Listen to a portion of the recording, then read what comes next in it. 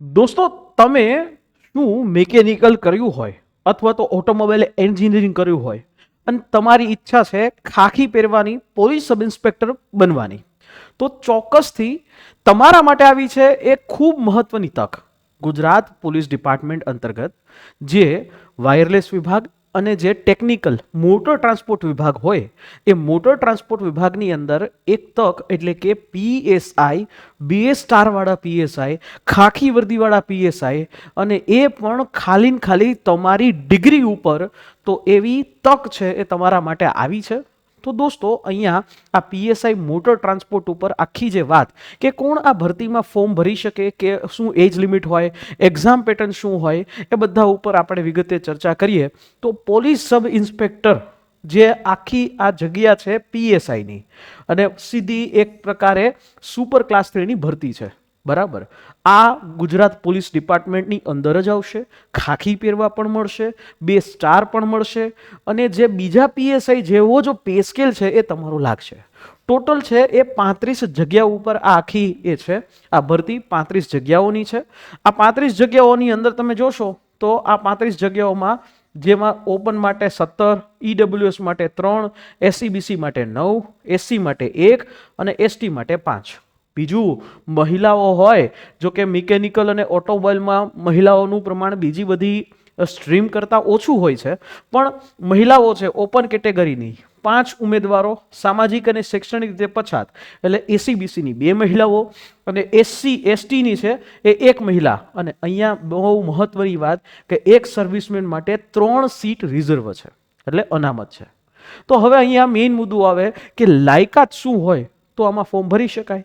અહીંયા તમે સિમ્પલ કાં તો ઓટોમોબાઈલ એન્જિનિયરિંગ અથવા તો મિકેનિકલ એન્જિનિયરિંગ, બીઈ અથવા તો બીટેક કર્યું હોય.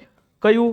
તો કે બીઈ અથવા તો બીટેક કર્યું હોય તો તમે આ ભરતીમાં એલિજિબલ છો. ક્લિયર છે? બીઈ અને બીટેક વાળા મિત્રો છે એ એલિજિબલ છે. ઉંમર મર્યાદા છે 35 વર્ષ, પણ અહીંયા એજ લિમિટમાં છૂટછાટ મળશે. જેમ કે ઓપન કેટેગરી વાળા પુરુષ ઉમેદવારો છે એને નહીં, એ 35 વર્ષ સુધી, પણ ઓપન કેટેગરીની અંદર જે સામાન્ય વર્ગની એ મહિલા ઉમેદવાર છે એમને 5 વર્ષનું મળે. અનામત વર્ગના પુરુષ ઉમેદવારોને 5 વર્ષ, અનામત વર્ગના પુરુષ ઉમેદવારોને 5 વર્ષ એટલે 40 વર્ષ સુધી મળે. અનામત વર્ગના મહિલા ઉમેદવારો છે એ મહિલા ઉમેદવારો માટે 10 વર્ષ હોય, તો એ લોકો 45 વર્ષ સુધી એ ફોર્મ ભરી શકે. હવે આમાં પગારની પણ વાત કરી દઉં તો પગાર છે એ 49,600 રૂપિયા દર મહિને તમને ફિક્સ પગારના ઉપર મળશે. 5 વર્ષ સુધી આ ફિક્સ પગાર રહેશે. 5 વર્ષ બાદ તમને ફૂલ પે કરવામાં આવશે. એટલે આમ જોવા જાઓ તો 5 વર્ષ સુધી તમે સિક્યોર તો છો જ ને, અને પાછું પોલીસ સબ ઇન્સ્પેક્ટર છે, કાયમી છે, અને એવી કોઈ આ વસ્તુ છે નહીં. બરાબર, પીએસઆઈ છે બનવાનો મોકો છે. ક્લિયર? તો હવે વાત આવે પરીક્ષા પદ્ધતિ ઉપર, કે આની પરીક્ષા પદ્ધતિ એ શું હશે. મારા મિત્રો, અહીંયા ટેકનિકલ ભરતી છે, અને ટેકનિકલ ભરતીની અંદર પરીક્ષા પદ્ધતિ જે હવે નવી પરીક્ષા પદ્ધતિ મુજબ 210 માર્કની હોય, 3 કલાકનો સમય મળે, અને 2 અલગ અલગ પાર્ટ હોય. પાર્ટ એ જે છે એમાં 90 માર્ક હશે. પાર્ટ એની અંદર ટોટલ 90 માર્ક. કઈ રીતે થશે? તો કે જુઓ, ડેટા ઇન્ટરપ્રિટેશન અને રીઝનિંગ, બરાબર, એના 30 માર્ક, મેથ્સના 30 માર્ક, અને બંધારણ, કરંટ અફેર્સ અને ગુજરાતી ઇંગ્લિશ કોમ્પ્રિહેન્શન, એટલે પેરેગ્રાફ આપ્યો હોય એમાંથી 5 પ્રશ્નોના જવાબ આપવાના આવે, અને આના ટોટલ 30 માર્ક થશે. એટલે આ બંધારણના 10 માર્ક, 10 માર્ક કરંટ અફેરના, અને 10 માર્ક જે છે એ આ ગુજરાતી ઇંગ્લિશ કોમ્પ્રિહેન્શનના. આ રીતે થઈ અને 90 માર્ક થશે. હવે વાત અહીંયાથી પૂરી નથી થતી. આ 90 માર્ક છે ને, આમાંથી તમારે 40% માર્ક લઈ આવવા ફરજિયાત, એટલે 9 4 36. 36 માર્ક જે છે એ તમારું ક્વોલિફાઈંગ સ્ટાન્ડર્ડ છે, આ ફરજિયાત રહેશે. ઓકે, પછી આવે પાર્ટ બી. પાર્ટ બી છે એ 120 માર્કનું હશે, ટેકનિકલ હશે, જે મેકેનિકલ અને ઓટોમોબાઈલના જ સબ્જેક્ટ ઉપર જ હશે. મેકેનિકલ અને ઓટોમોબાઈલના વિષયોનું આખું જે વસ્તુ છે, વિષય વસ્તુ તમે એને કહી શકો. શું? તો કે એને વિષય વસ્તુ જે છે આ એની વિષય વસ્તુ એટલે ટેકનિકલ જે તમે ભણ્યા છો ડિગ્રી એન્જિનિયરિંગની અંદર, એમાંથી જે વસ્તુ પૂછાશે. ક્લિયર? તો આ રીતે તમારી પરીક્ષા પદ્ધતિ હશે. મારા મિત્રો, જો તમારે આ ભરતીમાં ફોર્મ ભરવું હોય તો ફોર્મ ભરી દેજો. 29 તારીખ સુધીમાં, 29 જાન્યુઆરી સુધીમાં અહીંયા ફોર્મ જે છે એ ભરાશે. એટલે આ વસ્તુનું ખાસ ધ્યાન રાખજો. બીજી વાત કે અહીંયા જે તમે આની વ્યવસ્થિત તૈયારી કરવી પડશે. આ વસ્તુ કદાચ ભલે તમે લોકો સેલ્ફ સ્ટડીથી કરી શકો, પણ 120 માર્ક જે સૌથી અગત્યનો પોર્શન છે, આમાંથી કઈ જગ્યાએથી કેટલું પૂછાશે એ વસ્તુ એ કોઈ એક્સપર્ટ વ્યક્તિને જ ખબર પડે.